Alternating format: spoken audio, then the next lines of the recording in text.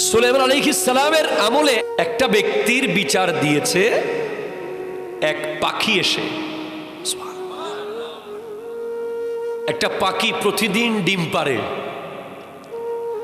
ওই ব্যক্তি পাখির বাসায় গিয়ে ডিমটা খেয়ে ফেলে, নিয়ে রান্না করে বা যেমনি এমনি খেয়ে ফেলে। প্রতিদিন যখনই ডিম পাড়ে ওই ব্যক্তি গিয়ে ডিমটা নিয়ে ফেলে, বাচ্চা ফুটতে দেয় না।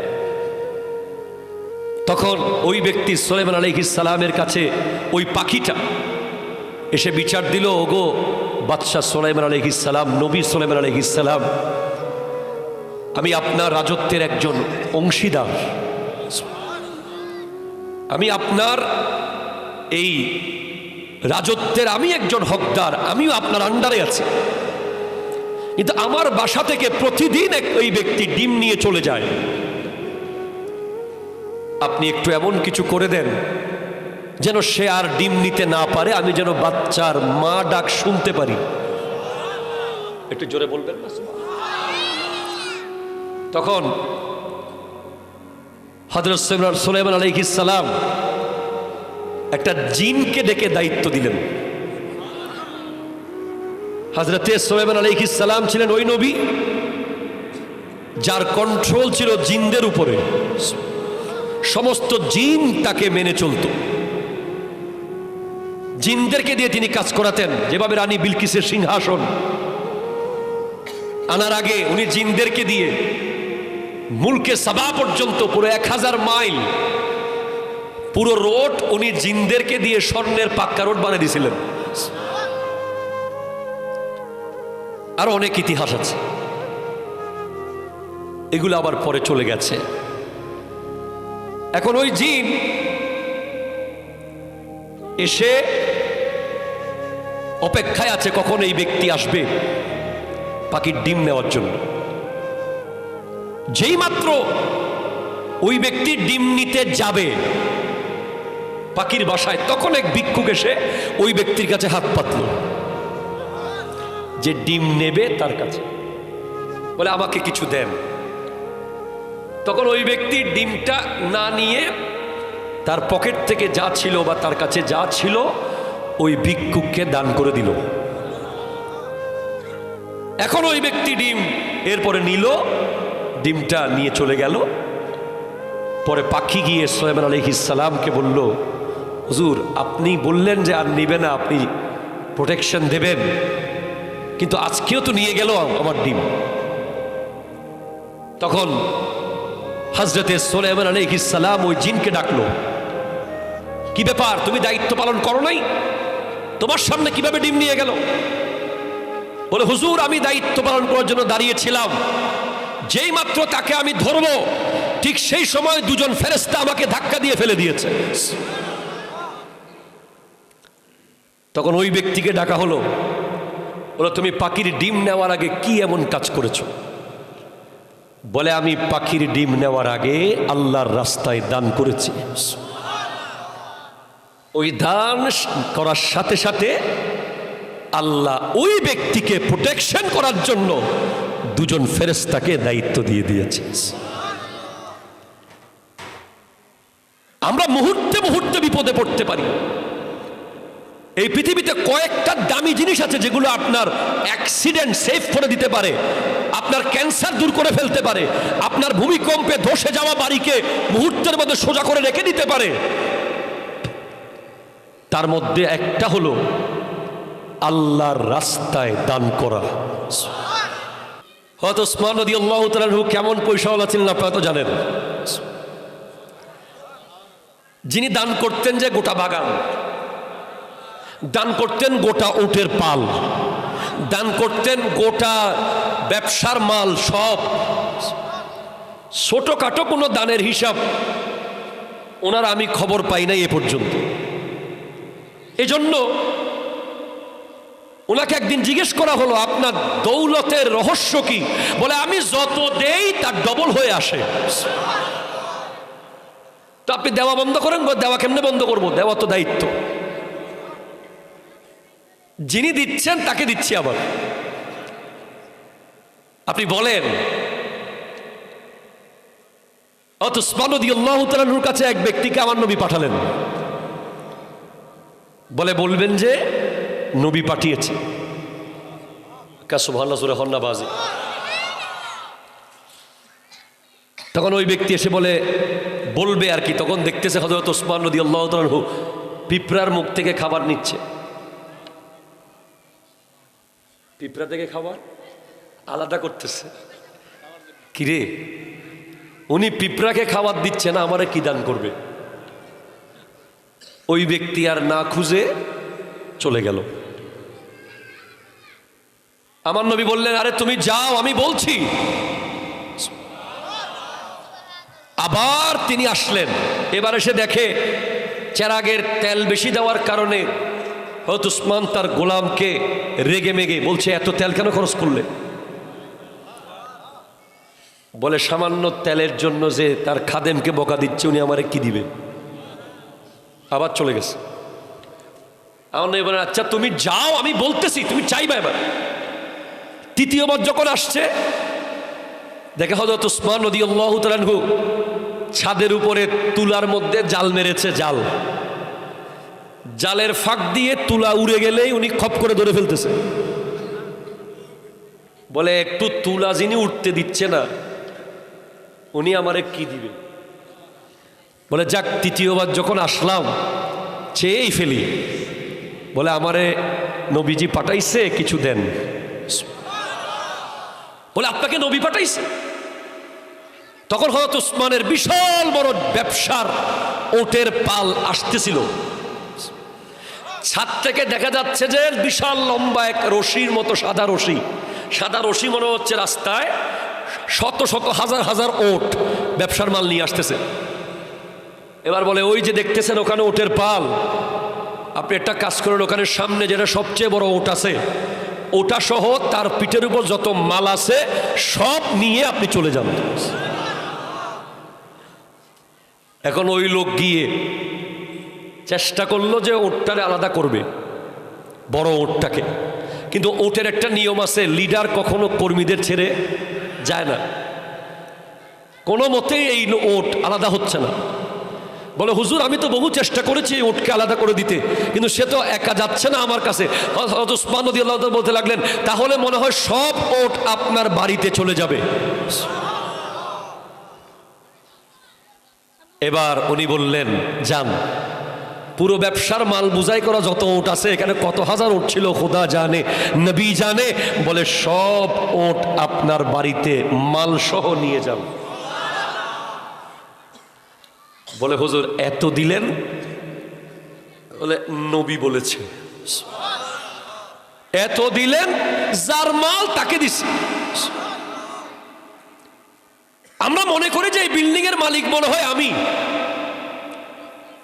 দুনিয়ার রেজিস্ট্রি, দুনিয়ার স্ট্যাম্প, দুনিয়ার আইন বলছে যে আপনি এই বিল্ডিং এর মালিক, আপনি এই রাস্তার মালিক, আপনি এই এলাকার মালিক, আপনি এই দেশের মালিক। কিন্তু হযরত উসমান কি বলেছেন? আরে ভাই আমার দিকে তাকান, কে আসতেছে ওদিকে তাকাবেন না, আমার দিকে তাকান। হযরত উসমানকে ওই লোক জিজ্ঞেস করছে রাদিয়াল্লাহু তাআলা আনহুকে, আপনি পিঁপড়া থেকে খানা আলাদা করতেছিলেন, তুলা উড়ে যেতে দিচ্ছেন না, এরপরে চেরাগের তেল বেশি দেওয়ার কারণে বকা দিছেন, আমারে এত ওট দিছেন। বলে, আমি এগুলো সবগুলোর পাহারাদার, আমি খলিফা, আমি শাসক, আমি আমিরুল মুমিনিন, আমি গোটা পৃথিবীর মুসলমানদের আমির। এটা বলে নাই। উনি বলছেন, আমি তো এগুলো সবগুলোর পাহারাদার। একটা তুলা যদি অপচয় হয়, নষ্ট হয়, আমি আল্লাহকে কি জবাব দেব? ও ভাই সুবহানাল্লাহ হন বাজি। পিঁপড়ার খাবার যতটুকু দরকার আমি তার গর্তের সামনে দিয়ে আসছি ততটুকু। বাকি যেগুলো তারা লাইন ধরে নিয়ে যাচ্ছে মিছিলে মিছিলে, এগুলো তারা অপচয় করবে, এগুলো কোনো কাজে আসবে না। এগুলো আমার খেলাফতের মানুষের হক, চাল ডাল গম। বলে, আমি এগুলোর পাহারাদার। আমাকে কিয়ামতের দিন আল্লাহ একটা দানার জন্য যদি জিজ্ঞেস করে, হযরত ওসমান আপনি খলিফা ছিলেন, আমি দারোয়ানের কথা বলে পার পাবো না, আমি সেক্রেটারির কথা বলে পার পাওয়া যাবে না। আপনি হয়তো বলছেন অফিসের দারোয়ানকে তুমি দেখো নাই কেন? তুমি করো নাই কেন? না, কুল্লুকুম রাইন ওয়া কুল্লুকুম মাসউলুন আন রাইয়াতিহি, যিনি প্রধান তাকে সবকিছুর বিষয়ে জবাব দিতে হবে। জিম্মাদারি নেওয়া যেমন দায়িত্ব, জিম্মাদারি টোটাল টু পাই মাথায় রাখতে হবে। ওসমান বলছেন আমি এগুলো সবগুলোর জিম্মাদার। আমি চেরাগের তেল, এক ফোঁটা তেল বেশি জ্বালানোর অধিকার আমার নাই, এগুলো রাষ্ট্রীয় তেল। একটু জোরে বলেন না সোহা। রাষ্ট্রীয় তেল। হযরত ওমরও জ্বালান নাই। হযরত মওলা আলী এসেছিলেন কথা বলার জন্য, বলে কিসের কথা বলেন? নিজের কথা না দেশের কথা? কয় নিজের কথা। চেরাগ বন্ধ করে দিছেন। কয় আন্দার করে দিলেন যে? বলে এই চেরাগের তেল রাষ্ট্রীয় তেল, এগুলো আপনার সাথে পার্সোনাল কথা বলার মধ্যে আমি ব্যবহার করতে পারবো না। তো আমি যেটা বলতে চাচ্ছি, যত দান করে যেতে পারবেন তত বেশি কবরে গিয়ে আপনি সেফ থাকবেন। কিতাবে এসেছে সুলাইমান আলাইহিস সালামের উম্মতের এক ঘটনা এসেছে। যে ব্যক্তি আল্লাহর রাস্তায় দান করবে খালেস নিয়তে, মুহাব্বতে,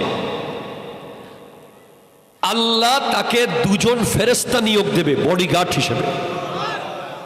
এটা জোরে বলেন সুবহানাল্লাহ। সেটা আপনি মসজিদে দেন, মাদ্রাসায় দেন, এতিমখানায় দেন, গরিবকে দেন, মিসকিনকে দেন, ফকিরকে দেন। সবচেয়ে মসজিদে আর মাদ্রাসায় যদি দেন, একটা আল্লাহর ঘর, একটা নবীর ঘর। সুলাইমান আলাইহিস সালামের আমলে একটা ব্যক্তির বিচার দিয়েছে এক পাখি এসে। একটা পাখি প্রতিদিন ডিম পাড়ে। ওই ব্যক্তি পাখির বাসায় গিয়ে ডিমটা খেয়ে ফেলে, নিয়ে রান্না করে বা যেমনি এমনি খেয়ে ফেলে। প্রতিদিন যখনই ডিম পাড়ে ওই ব্যক্তি গিয়ে ডিমটা নিয়ে ফেলে, বাচ্চা ফুটতে দেয় না। তখন ওই ব্যক্তি সুলাইমান আলাইহিস সালামের কাছে ওই পাখিটা এসে বিচার দিল, ওগো বাদশা সুলাইমান আলাইহিস সালাম, নবী সুলাইমান আলাইহিস সালাম, আমি আপনার রাজত্বের একজন অংশীদার, আমি আপনার এই রাজত্বের আমি একজন হকদার, আমিও আপনার আন্ডারে আছি, কিন্তু আমার বাসা থেকে প্রতিদিন ওই ব্যক্তি ডিম নিয়ে চলে যায়। আপনি একটু এমন কিছু করে দেন যেন সে আর ডিম নিতে না পারে, আমি যেন বাচ্চার মা ডাক শুনতে পারি। একটু জোরে বলবেন না? তখন হযরত সুলাইমান আলাইহিস সালাম একটা জিনকে ডেকে দায়িত্ব দিলেন। হযরতে সুলাইমান আলাইহিস সালাম ছিলেন ওই নবী যার কন্ট্রোল ছিল জিনদের উপরে। সমস্ত জিন তাকে মেনে চলত। জিনদেরকে দিয়ে তিনি কাজ করাতেন। যেভাবে রানী বিলকিসের সিংহাসন আনার আগে উনি জিনদেরকে দিয়ে মুলকে সাবা পর্যন্ত পুরো 1000 মাইল পুরো রোড উনি জিনদেরকে দিয়ে স্বর্ণের পাক্কা রোড বানিয়ে দিয়েছিলেন। আরো অনেক ইতিহাস আছে, এগুলো আবার পরে চলে গেছে। এখন ওই জিন এসে অপেক্ষায় আছে কখন এই ব্যক্তি আসবে পাখির ডিম নেওয়ার জন্য। যেই মাত্র ওই ব্যক্তি ডিম নিতে যাবে পাখির বাসায়, তখন এক ভিক্ষুক এসে ওই ব্যক্তির কাছে হাত পাতল, যে ডিম নেবে তার কাছে, বলে আমাকে কিছু দেন। তখন ওই ব্যক্তি ডিমটা না নিয়ে তার পকেট থেকে যা ছিল বা তার কাছে যা ছিল ওই ভিক্ষুককে দান করে দিল। এখন ওই ব্যক্তি ডিম এরপরে নিল, ডিমটা নিয়ে চলে গেল। পরে পাখি গিয়ে সুলাইমান আলাইহিস সালামকে বলল, হুজুর আপনি বললেন যে আর নিবে না, আপনি প্রোটেকশন দেবেন, কিন্তু আজকেও তো নিয়ে গেল আমার ডিম। তখন হযরতে সুলাইমান আলাইহিস সালাম ওই জিনকে ডাকলো, কি ব্যাপার, তুমি দায়িত্ব পালন করো নাই? তোমার সামনে কিভাবে ডিম নিয়ে গেল? বলে হুজুর আমি দায়িত্ব পালন করার জন্য দাঁড়িয়েছিলাম, যেই মাত্র তাকে আমি ধরবো ঠিক সেই সময় দুজন ফেরেশতা আমাকে ধাক্কা দিয়ে ফেলে দিয়েছে। তখন ওই ব্যক্তিকে ডাকা হলো, বলো তুমি পাখির ডিম নেওয়ার আগে কি এমন কাজ করেছো? বলে আমি পাখির ডিম নেওয়ার আগে আল্লাহর রাস্তায় দান করেছি। ওই দান করার সাথে সাথে আল্লাহ ওই ব্যক্তিকে প্রোটেকশন করার জন্য দুজন ফেরেশতাকে দায়িত্ব দিয়ে দিয়েছে। আমরা মুহূর্তে মুহূর্তে বিপদে পড়তে পারি। এই পৃথিবীতে কয়েকটা দামি জিনিস আছে যেগুলো আপনার অ্যাক্সিডেন্ট সেভ করে দিতে পারে, আপনার ক্যান্সার দূর করে ফেলতে পারে, আপনার ভূমিকম্পে ধসে যাওয়া বাড়িকে মুহূর্তের মধ্যে সোজা করে রেখে দিতে পারে। তার মধ্যে একটা হলো আল্লাহর রাস্তায় দান করা। এর কোনো বিকল্প নাই। এ ব্যাপারে আমি নিজেই সাক্ষী। আমি অনেকবার খেয়াল করেছি ঢাকা চিটাং রোডে বা ঢাকার ভেতরে বা কোনো প্রোগ্রামে যাচ্ছি, প্রচন্ড তাড়াহুড়া, এমন জ্যাম দেখতেছি যে যেই জ্যাম ছোটার কোনো সুযোগ দেখতেছি না। হঠাৎ জানালার পাশে একজন ভিক্ষুক বা ফকির এসে হাত দিল, তাকে সাধ্যমতো দিলাম, 5 মিনিটে দেখি জ্যাম নাই। আমি এখন নেশা হয়ে গেছে আমার, আমি আমার ড্রাইভারকে বলি যে দেখো আশেপাশে কে আছে, কারণ দিতে পারলেই বাঁচি গেলাম। পৃথিবীতে এমন এমন ব্যক্তি আছে, আপনি খবর নিয়ে দেখবেন, আল্লাহর রাস্তায় দেওয়ার ফলে তার বন্ধু বান্ধব সবার ব্যবসা শেষ হয়ে গেছে। শিপে মাল কারো ডুবে গেছে, কারো খালাস হচ্ছে না, কেউ খালাস হলে লোড আনলোড করতে পারছে না, কেউ বের করতে পারছে না। আর আমার তাহেরিয়া জামে মসজিদে এমন এক ব্যক্তি আছে, বর্তমান সেক্রেটারি, আমি না বলে পারছি না, শুক্রাতান বলছি। উনি আমাকে একদিন বলল, হুজুর আমার সব পার্টনারদের আটকে থাকলেও এখানে তাহেরিয়া জামে মসজিদে টাকা দিলেই আমার মাল খালাস হয়ে যায়। এভাবে আরো একটি জান্নাতুল বাকি জামে মসজিদ, কোরআন বলছে মাসালুল লাযিনা ইউনফিকুনা ফি আমওয়ালিহিম ফি সাবিলিল্লাহি কামাসালি হাববাতিন আমবাতাত 7 সানাবিলা ফি কুল্লি সুমবুলাতিন 100 হাব্বা ওয়াল্লাহু ইউদাইফু লিমান ইয়াশা ওয়াল্লাহু ওয়াসিউন আলীম। আল্লাহ বলছেন যারা আল্লাহর রাস্তায় দেয়, এটা একটা দানার মতো, একটা বীজের মতো, এটা রোপণ করলে 7টা শীষ বের হবে, প্রত্যেক শীষে আবার 100 করে দানা আসবে। তার মানে 1 দিবেন 700 নিবেন। হযরত ওসমান রাদিয়াল্লাহু তাআলা একটা ঘটনা না বললে শান্তি পাচ্ছি না। হযরত ওসমান রাদিয়াল্লাহু তাআলা কেমন পয়সাওয়ালা ছিলেন আপনারা তো জানেন। যিনি দান করতেন যে গোটা বাগান, দান করতেন গোটা উটের পাল, দান করতেন গোটা ব্যবসার মাল সব। ছোটখাটো কোনো দানের হিসাব ওনার আমি খবর পাই নাই এ পর্যন্ত। এজন্য ওনাকে একদিন জিজ্ঞেস করা হলো আপনার দৌলতের রহস্য কি? বলে আমি যত দেই তার ডবল হয়ে আসে। তো আপনি দেওয়া বন্ধ করেন? দেওয়া কেমনে বন্ধ করবো? দেওয়া তো দায়িত্ব, যিনি দিচ্ছেন তাকে দিচ্ছি। আবার আপনি বলেন, ওসমান রাদিয়াল্লাহু তাআলার কাছে এক ব্যক্তিকে আমার নবী পাঠালেন, বলে বলবেন যে নবী পাঠিয়েছে। সুবহানাল্লাহ সূরা হন্না বাজি। তখন ওই ব্যক্তি এসে বলে বলবে আর কি, তখন দেখতেছে হযরত ওসমান রাদিয়াল্লাহু তাআলা পিঁপড়ার মুখ থেকে খাবার নিচ্ছে। পিঁপড়া থেকে খাবার আলাদা করতেছে। কিরে, উনি পিঁপড়াকে খাবার দিচ্ছে না, আমারে কি দান করবে? ওই ব্যক্তি আর না খুঁজে চলে গেল। আমার নবী বললেন, আরে তুমি যাও, আমি বলছি। আবার তিনি আসলেন। এবার এসে দেখে চেরাগের তেল বেশি দেওয়ার কারণে হযরত ওসমান তার গোলামকে রেগে মেগে বলছে, এত তেল কেন খরচ করলে? বলে সামান্য তেলের জন্য যে তার খাদেমকে বকা দিচ্ছে, উনি আমারে কি দিবে? আবার চলে গেছে। আমার নবী বলেন, আচ্ছা তুমি যাও, আমি বলতেছি, তুমি চাইবা। এবার তৃতীয়বার যখন আসছে, দেখে হযরত উসমান রাদিয়াল্লাহু তাআলা আনহু ছাদের উপরে তুলার মধ্যে জাল মেরেছে। জালের ফাঁক দিয়ে তুলা উড়ে গেলেই উনি খপ করে ধরে ফেলতেছে। বলে একটু তুলা যিনি উঠতে দিচ্ছে না, উনি আমারে কি দিবে? বলে যাক, তৃতীয়বার যখন আসলাম চেয়েই ফেলি। বলে আমারে নবীজি পাঠাইছে, কিছু দেন। বলে আপনাকে নবী পাঠাইছে? তখন হযরত উসমানের বিশাল বড় ব্যবসার ওটের পাল আসতেছিল। ছাদ থেকে দেখা যাচ্ছে যে বিশাল লম্বা এক রশির মতো সাদা রশি মনে হচ্ছে রাস্তায় শত শত হাজার হাজার ওট ব্যবসার মাল নিয়ে আসতেছে। এবার বলে ওই যে দেখতেছেন ওখানে ওটের পাল, আপনি একটা কাজ করেন, ওখানে সামনে যেটা সবচেয়ে বড় ওট আছে ওটা সহ তার পিঠের উপর যত মাল আছে সব নিয়ে আপনি চলে যান।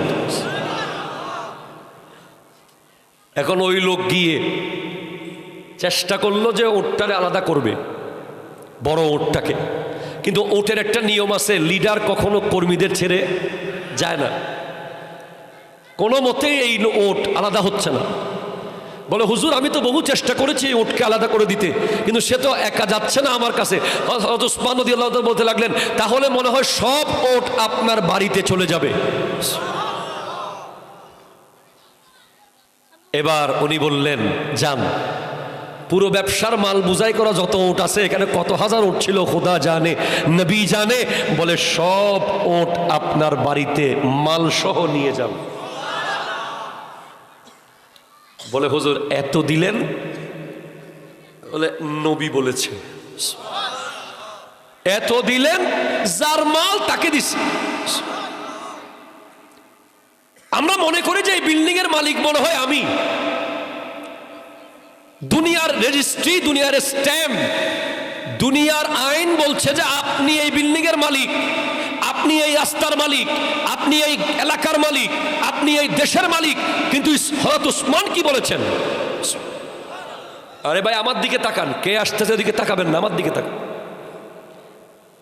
হযরত উসমানকে ওই লোক জিজ্ঞেস করছে রাদিয়াল্লাহু তাআলা আনহুকে, আপনি পিঁপড়া থেকে খানা আলাদা করতেছিলেন, তুলা উড়ে যেতে দিচ্ছেন না, এরপরে চেরাগের তেল বেশি দেওয়ার কারণে বকা দিছেন, আমারে এত ওট দিছেন।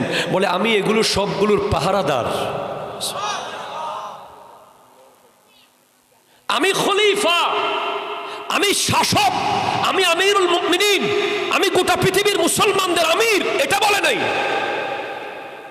উনি বলছেন আমি তো এগুলো সবগুলোর পাহারাদার। একটা তুলা যদি অপচয় হয়, নষ্ট হয়, আমি আল্লাহকে কি জবাব দেব? ও ভাই সুবহানাল্লাহ হন বাজি।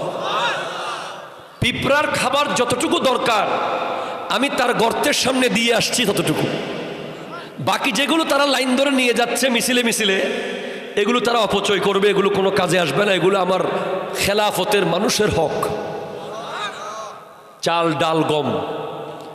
বলে আমি এগুলোর পাহারাদার। আমাকে কিয়ামতের দিন আল্লাহ একটা দানার জন্য যদি জিজ্ঞেস করে, হযরত উসমান আপনি খলিফা ছিলেন, আমি দারোয়ানের কথা বলে পার পাবো না, আমি সেক্রেটারির কথা বলে পার পাওয়া যাবে না।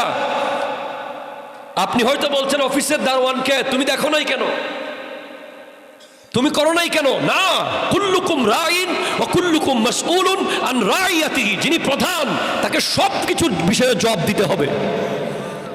জিম্মাদারি নেওয়া যেমন দায়িত্ব, জিম্মাদারি টোটাল টু পাই মাথায় রাখতে হবে। উসমান বলছেন আমি এগুলো সবগুলোর জিম্মাদার আমি। চেরাগের তেল, এক ফোঁটা তেল বেশি জ্বালানোর অধিকার আমার নাই, এগুলো রাষ্ট্রীয় তেল। একটু জোরে বলেন না সোহা। রাষ্ট্রীয় তেল। হযরত ওমরও জ্বালান নাই। হযরত মওলা আলী এসেছিলেন কথা বলার জন্য, বলে কিসের কথা বলেন? নিজের কথা না দেশের কথা? কয় নিজের কথা। চেরাগ বন্ধ করে দিছেন।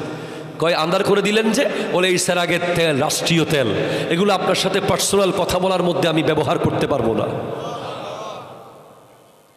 তো আমি যেটা বলতে চাচ্ছি, যত দান করে যেতে পারবেন তত বেশি কবরে গিয়ে আপনি সেফ থাকবেন। কবর প্রতিদিন যে কয়টা কথা বলে, আমাদেরকে 10টা কথা বলে, তার মধ্যে একটা কথা এই বলে যে ওয়াতাজমাউল মালা আলা যাহরি ওয়া তানদিমু ফি বাতানি, তুমি আমার পিঠের উপরে দাঁড়িয়ে দাঁড়িয়ে মাল জমাচ্ছ, এই মাল জমানোর কারণে আমার পেটের ভিতরে এসে তুমি আফসোস করবে, লজ্জিত হবে। পৃথিবীর কোনো চালাক মানুষ দুনিয়াতে টাকা জমিয়ে রেখে যায় নাই। সবচেয়ে চালাক ব্যক্তি সে যে গোপনে মসজিদ বানিয়ে দিয়ে গেছে, মাদ্রাসা বানিয়ে দিয়ে গেছে, মসজিদের কল বানিয়ে দিয়ে গেছে, মসজিদের মিম্বর বানিয়ে দিয়ে গেছে। আমি জানি এমন এমন ব্যক্তির নাম আমি জানি, গোটা মসজিদ বানিয়ে দিয়েছে, দুনিয়া জানে না এই মসজিদ বানিয়ে দিয়েছে কে।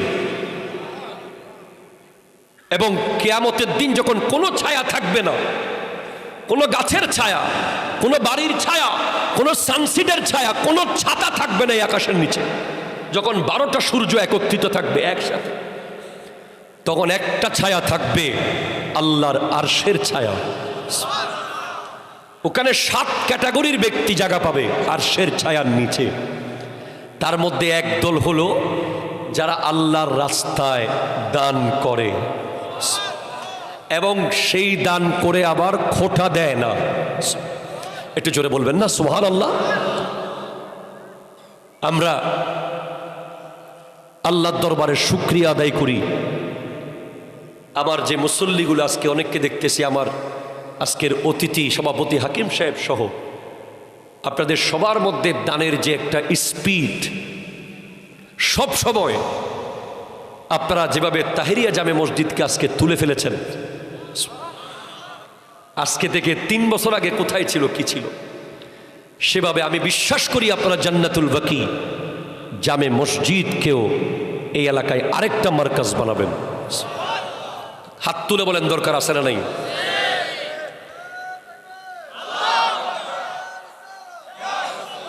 একটু জোরে বলেন সুবহানাল্লাহ। মিলাদ যদি না হতো, সিরাতের কোনো অস্তিত্ব পাওয়া যেত। সিরাত মানে জীবন। সিরাত বলা হয় রসুলে পাকের একটা যে অংশ, রসুল যে অংশগ্রহণ করেছেন এটাকেও সিরাত বলা হয়, অথবা নবীজির গোটা জীবনীটার প্রতিটা মুহূর্ত সিরাত। কিন্তু আসল হলো মা আমেনার রেহেম থেকে 12 রবিউল আউয়ালে গোটা দুনিয়াকে আলোকিত করে আমার নবীর যে আগমন, এটাই হচ্ছে মূল। ওই দিনটা মূল, এমন কি ওই রাতের মূল্য লাইলাতুল কদরের চেয়েও বেশি। একটু জোরে বলেন সুবহানাল্লাহ। কোরআনুল কারীমে মিলাদ সম্পর্কে 4টা শব্দ খুব স্পেশাল। আমি 4টা শব্দের জন্য 4টা আয়াত তিলাওয়াত করেছি। কথা বলা যাবে না, কথা বলা যাবে না। ওয়ামা আরসালনাকা ইল্লা রাহমাতাল লিল আলামিন। এখানে মিলাদ আছে আরসালার ভিতরে, ঠিক সব লিখে রাখেন, পরে বলবো। এরপরে লাকাদ মান্নাল্লাহু আলাল মুমিনিনা ইয বাআসা ফীহিম রাসূলা। এখানে মিলাদ শব্দটি খুঁজে পাবেন আপনি বাআসার ভিতরে। এরপর সূরা আলে ইমরানে وَإِذْ أَخَذَ اللَّهُ مِيثَاقَ النَّبِيِّينَ لَمَا آتَيْتُكُم مِّن كِتَابٍ وَحِكْمَةٍ ثُمَّ جَاءَكُمْ رَسُولٌ। এখানে মিলাদ শব্দ আপনি পেয়ে যাবেন যা আর ভিতরে। এরপর হযরত ঈসা আলাইহিস সালাম ওনার উম্মতদেরকে সুসংবাদ দিয়েছেন, মুবাশশিরাম বিরাসূলি ইয়াতি মিন বা'দ ইসমুহু আহমদ। এখানে মিলাদ পেয়ে যাবেন ইয়াতির ভিতরে। মিলাদুন নবী করা আমাদের জন্য বর্তমান সময়ে ফরজ। শুধু রবিউল আউয়ালে না, বরং মিলাদুন নবী আমাদের করা উচিত 12 মাসে, প্রত্যেক মাসে একবার একবার। কারণ যেই পরিমাণ ভণ্ড, যেই পরিমাণ কোরআন সুন্নাহর বিকৃতকারী বের হচ্ছে দিন দিন, ঠিক কিনা জোরে কথা বলেন না? আপনি দেখবেন যে কিছু আউল বাউল ফাউল আছে, যারা বাউল গানের ভেতর দিয়ে সরল মনা মুসলমানকে বিভিন্ন আজগবি কথা বলে।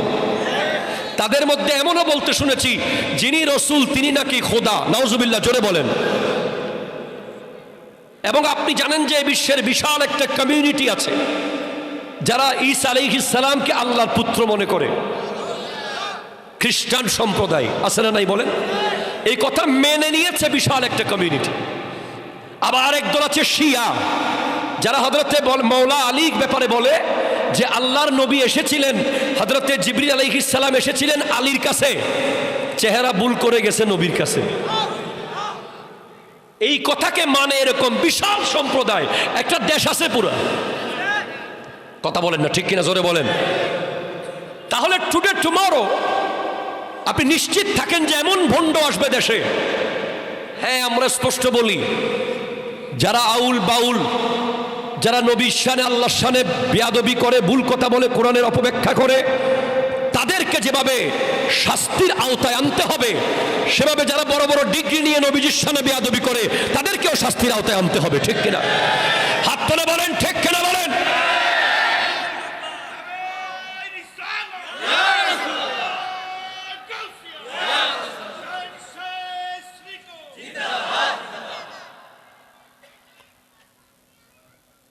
যদি আপনি মিলাদুন নবীকে বাধা দেন, সিরাত শব্দের ভিতরে জন্ম শব্দটা নাই, মূল ফ্যাক্ট হলো জন্ম শব্দ নিয়ে। যদি আপনি মিলাদুন নবীকে বাধা দেন, যদি মিলাদুন নবী এই শব্দটা ব্যানার থেকে উঠে যায়, যদি মিলাদুন নবী এই শব্দটা যদি পোস্টার থেকে চলে যায়, মুখ থেকে চলে যায়, মাহফিল থেকে চলে যায়, একদিন আপনি লিখে রাখেন, আমাদের প্রজন্মের কাছে এই মেসেজ আসবে যে যিনি রসুল উনি খুদা। নাউজুবিল্লাহ, জোরে বলেন। কারণ আল্লাহ এবং তার রসুল দুজনের মধ্যে একটাই পার্থক্য, গুরুত্বপূর্ণ। অনেক পার্থক্য আছে, সবচেয়ে মেজর ইম্পর্টেন্ট পার্থক্য হলো লাম ইয়ালিদ ওয়া লাম ইউলাদ। আল্লাহ কাউকে জন্ম দেননি, কারো থেকে জন্ম নেননি। রাসূল মা আমেনা থেকে জন্ম নিয়েছেন আর মা ফাতেমাকে জন্ম দিয়েছেন। আমার ভাইয়েরা যারা মিলাদুন নবীর বিরোধিতা করে, ওরা কিন্তু মিলাদুন নবীর বিরোধিতা করে শুধুমাত্র হিংসার কারণে। আমি একেবারে ক্লিয়ার বলতে চাই যে মিলাদুন নবী জিনিসটাকে তারা 100% বোঝে, জানে, মানে। অলরেডি আমাদের কওমি ভাইদের অসংখ্য আলেম মিলাদুন নবীর পক্ষে বক্তব্য দেয়। যেমন আপনি দেখবেন যে ওই বয়স্ক উনিকে নজরুল ইসলাম কাসেমি, এরপর একজনকে জোনায়েত আল হাবিব, এভাবে আমরা আমাদের দেখেছি জনাব আহমদুল্লাহ সাহেবকে, মিজানুর রহমান আজহারি সাহেবকে আমরা দেখেছি যে মালয়েশিয়ার মিলাদুন নবীর প্রোগ্রামে গিয়ে পারফর্ম করতে। কথা জোরে বলেন ঠিক কিনা?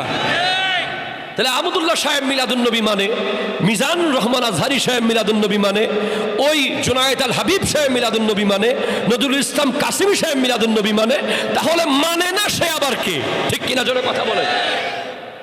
এখন আপনি বলবেন যে হুজুর মনে হয় এমন হইতে পারে কিছু জায়গায় মানে, কিছু জায়গায় মানে না।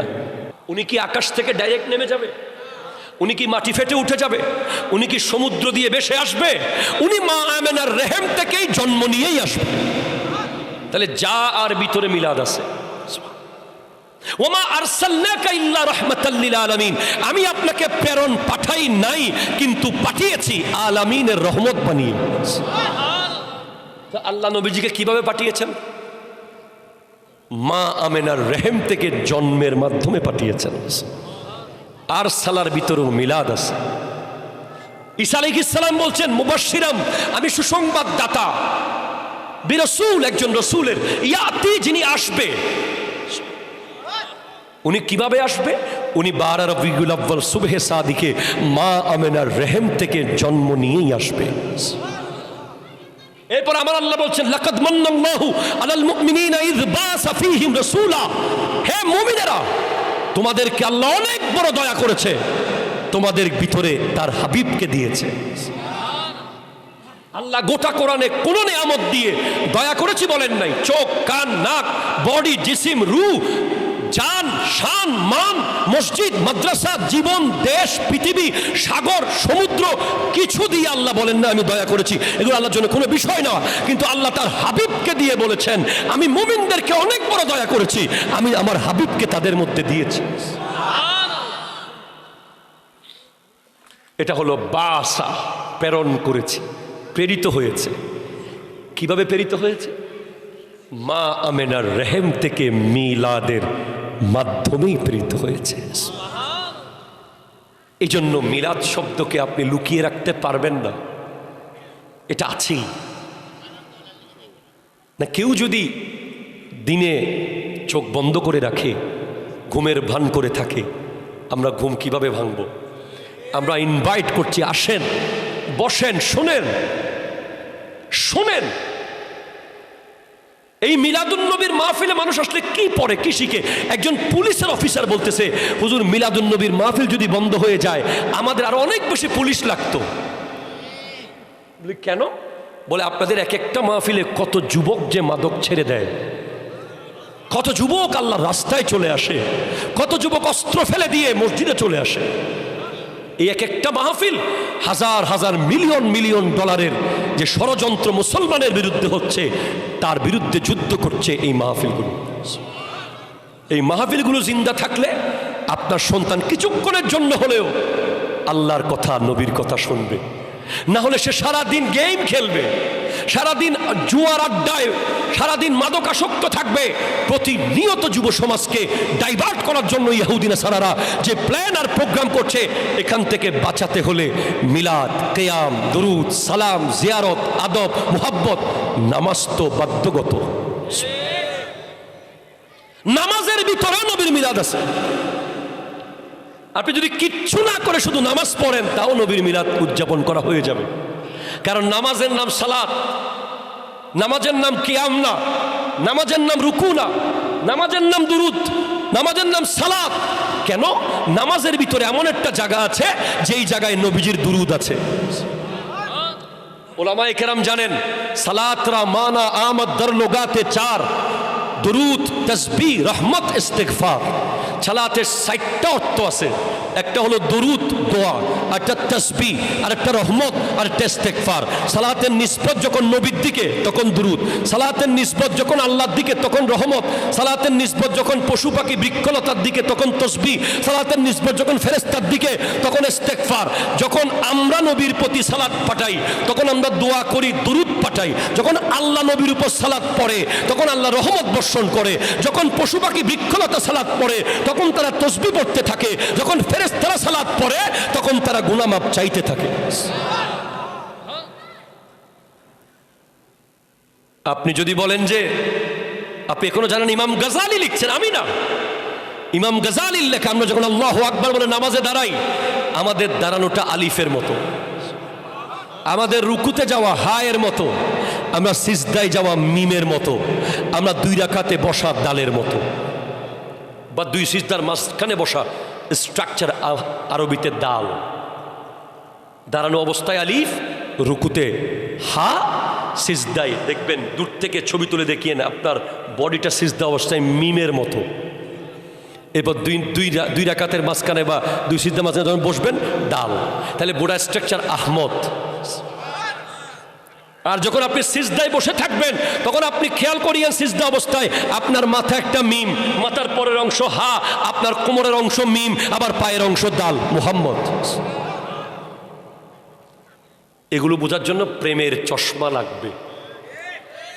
জ্ঞানের চশমা দিয়ে দেখলে ওই যে আদম আলাইহিস সালামকে সিজদা করে নাই শয়তান আজাজিল, কেন? উনি জ্ঞানের চশমা দিয়ে দেখেছে যে আমি আগুনের, উনি মাটির।